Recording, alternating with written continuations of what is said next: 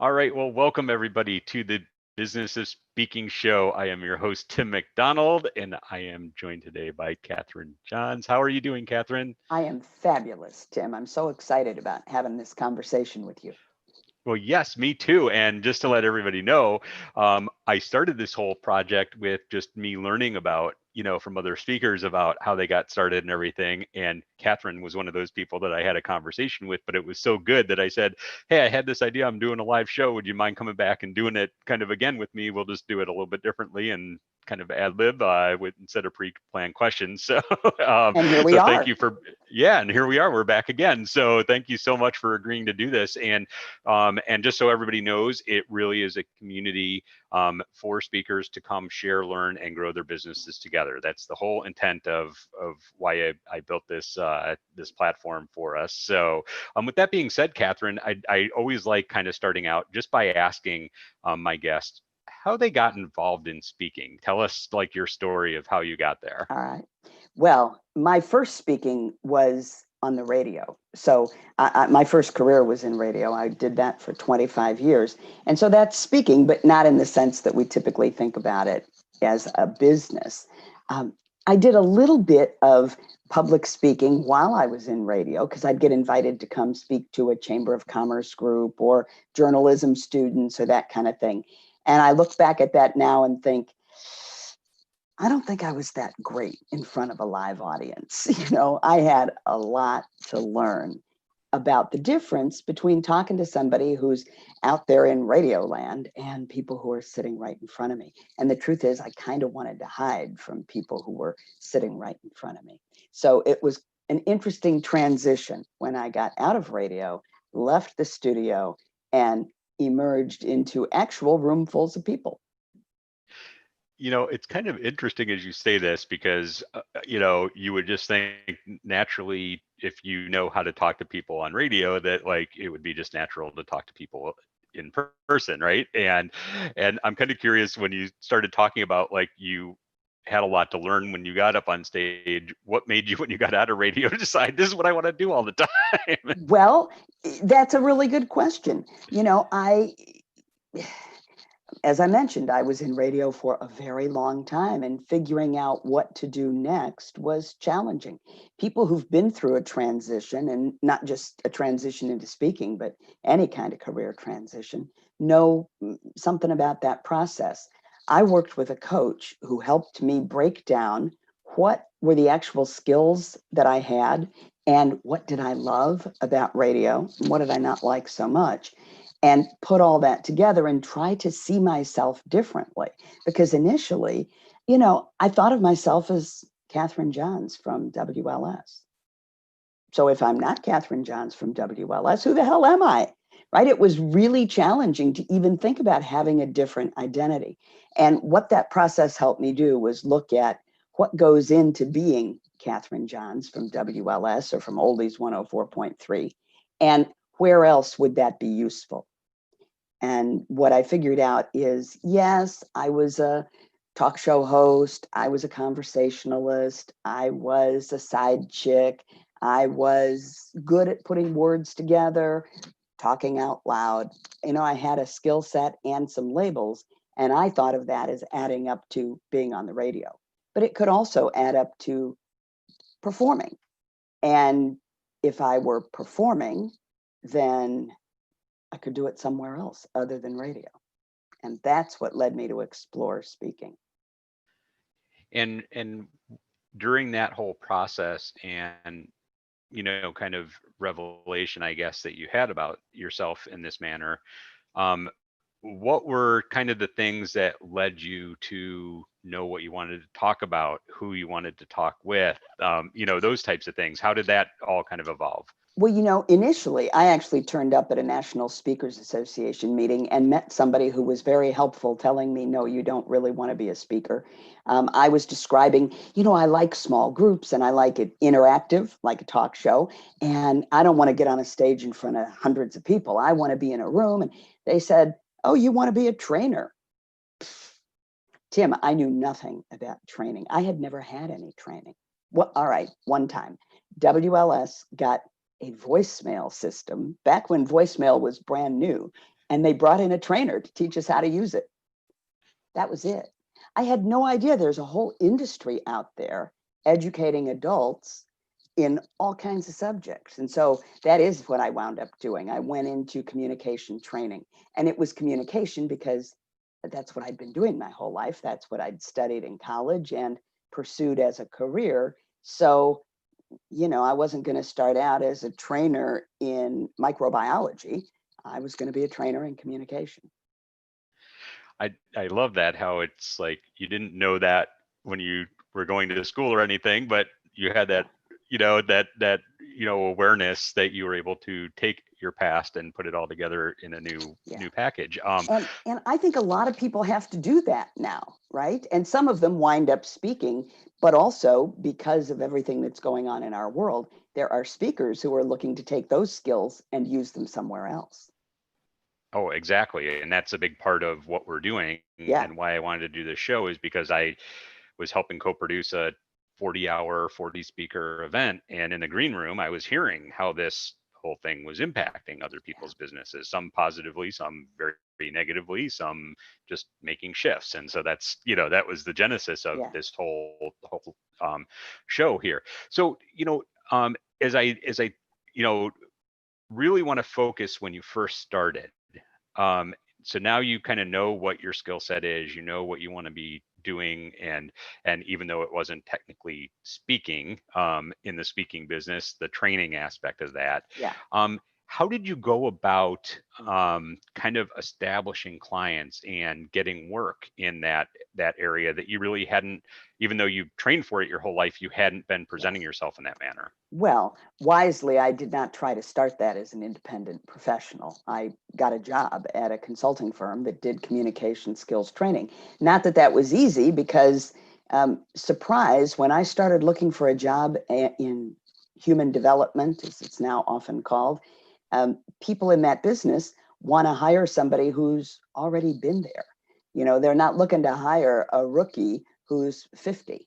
So it was challenging to find that first job. There's a whole story there. Maybe we can tell that another time. But I worked for several years for a consulting firm, learning presentation skills training, but also developing my own presentation skills. In a way, the folks at that firm were very smart, because they hired people to work with their corporate clients in presentation skills, but they weren't looking for somebody with a training background, which is why they were talking to me. They were looking for somebody who could command a room.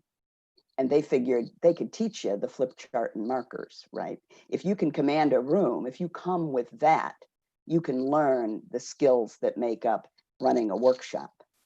But it's hard to do it the other way around. There are plenty of people who know the curriculum, who have the flip chart and markers down or the PowerPoint down, but they can't command a room. And that's hard to teach.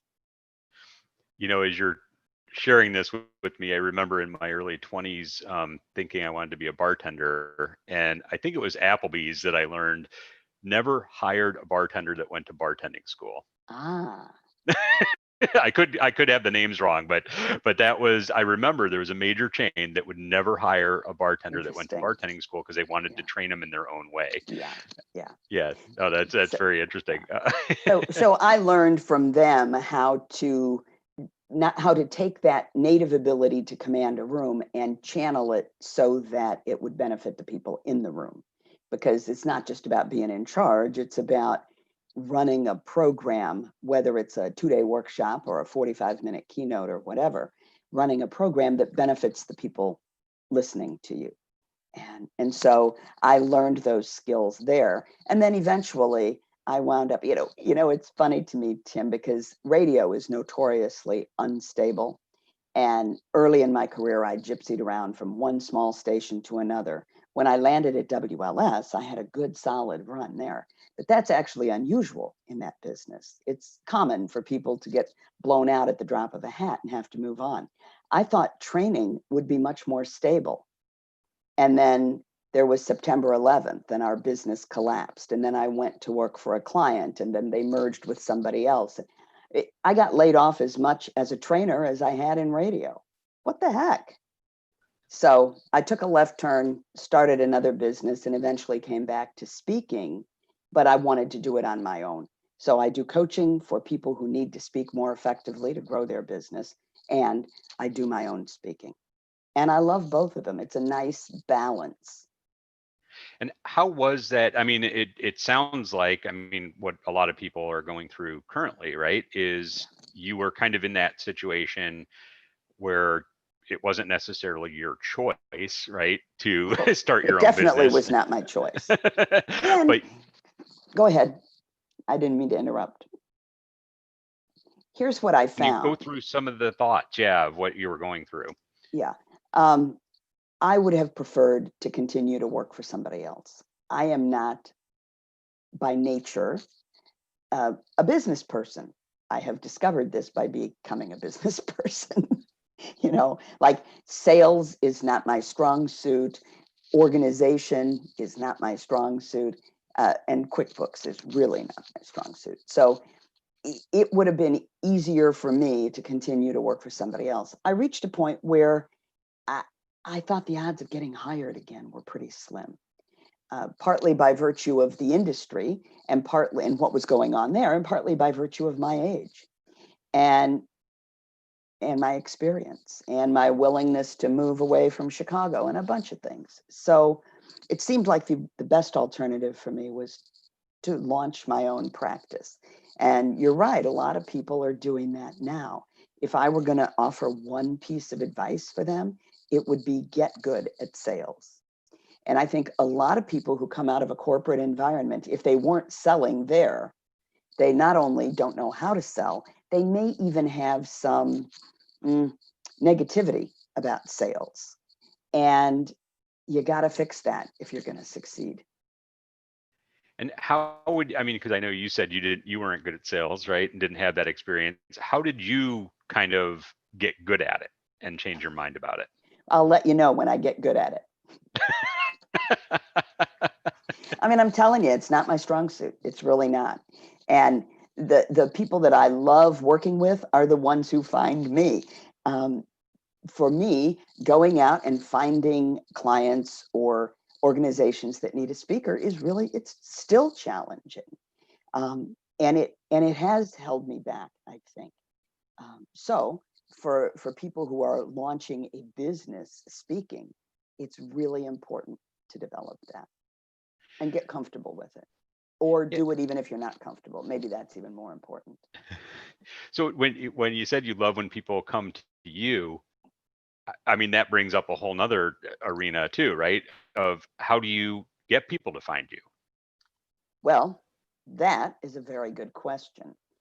Part of it is speaking. So almost always, if I'm in front of an audience, there's somebody in that audience who will be thinking, I bet she could talk to our organization too. And so opportunities grow out of opportunities. I have been working to use social media more effectively.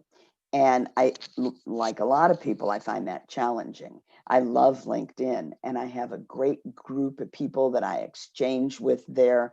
And I have met some very interesting people through LinkedIn. And I haven't quite established how it pulls in business. Although just last week, I started working with a new coaching client who found me on LinkedIn and just reached out and said, I need some help. So I was encouraged by that, and more of her would be a great thing. I was going to say, I think you figured out how it worked, right? It just Yeah. kind of being consistent and being Yeah. present and continuing to share. So what have you found, particularly on LinkedIn, as you build your business, what have you found that really works that, that you've maybe either seen other people do or just kind of stumbled across on your own? I think I continue to look for the exact right mix, but I think I'm close to it, where most of what I post is information or sometimes opinion, because I did used to be a talk show host.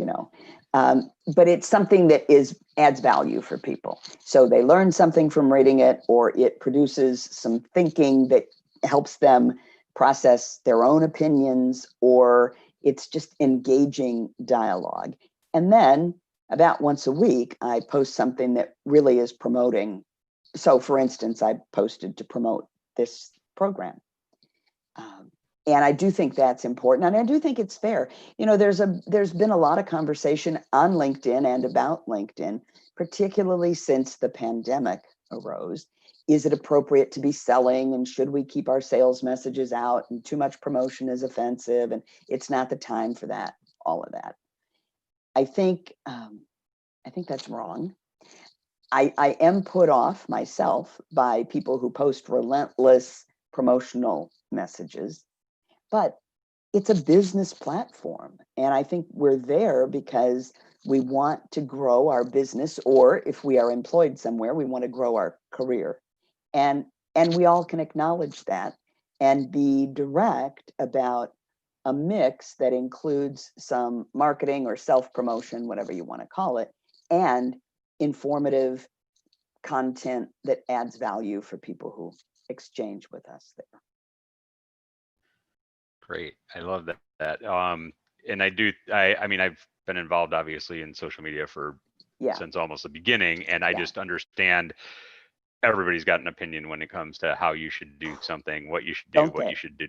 And I think once you find what works for you is what you should stick with. It's not listening to what everybody else has to tell you.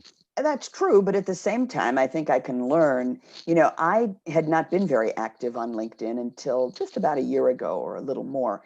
And I was invited to participate with some other people in a regular kind of exchange. And so I had some learning to do about what works and what doesn't, and what generates response. I have some inherent advantage because I've been writing a newsletter every week for almost 6 years. And I have a lot of content that I could adapt for social media posts. So things that I wrote long ago that I could go back and massage into an interesting post. So that was an advantage. And the other thing is that I mentioned I used to be a talk show host. So I have a pretty good sense of how to position something so that people will have a response or want to engage with it, as opposed to just passing it by in their feed. And those two things were really useful for me in getting more comfortable with LinkedIn. Yeah. And I mean, I know you briefly touched on your newsletter that you've been sending out weekly for 6 years now. And one thing that I think people really undervalue is the power of having an email newsletter, right? And how have you seen that grow? How have you seen that help your business? Well, once again, it hasn't helped as much as I would have liked it to, other than it gives me an outlet, which is actually important to me. And it does help me stay connected to people. So somebody comes and hears me speak, and then, I'm speaking in Rockford, let's say, and then I'm gone. I don't work there. They're not going to ever see me again unless they stay connected through my newsletter. And just this week, I heard from a woman who had heard me speak in Rockford about a year and a half ago. And she's been on my newsletter list ever since. And something I wrote this past week made her say, hey, I want to know more about that. So I think for speakers, the big advantage to some kind of ongoing communication is keeping people connected with you, because at some point they want more of you. It might not be tomorrow. It might even not be in this next year. But sometime along the way, they'll go, oh, yeah, I'd like to hear her speak again, or I'm part of a new group that needs a speaker, or I've changed jobs and now we could bring her in here. And if I had come and gone from their lives, those connections wouldn't be happening. So the newsletter is a way to stay connected. I love that. So one thing that I'm just like, as you're talking and I'm listening to you, that I just think you'd be natural for is like sharing video content especially on LinkedIn. And have you done that? Have you thought about it? What's holding you back if you haven't? Have you looked at me, Tim? I'm looking at you right now. I know. I joke about having a great face for radio. I hid from video for a long time. I'm just not comfortable. There's nobody wants to hear all the psychology behind that. But, going back to when I was in radio, people find a place to attack, right? They find your vulnerable spot. And mine was always physical appearance and specifically my weight. And I got hate mail when I was in radio. I mean, it was really, people can be really mean, especially in the world of talk radio.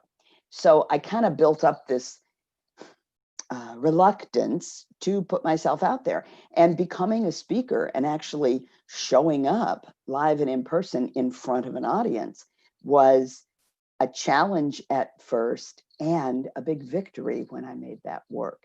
And I do pretty well now on stage, letting go of self-consciousness and being really present with my audience right here, right now.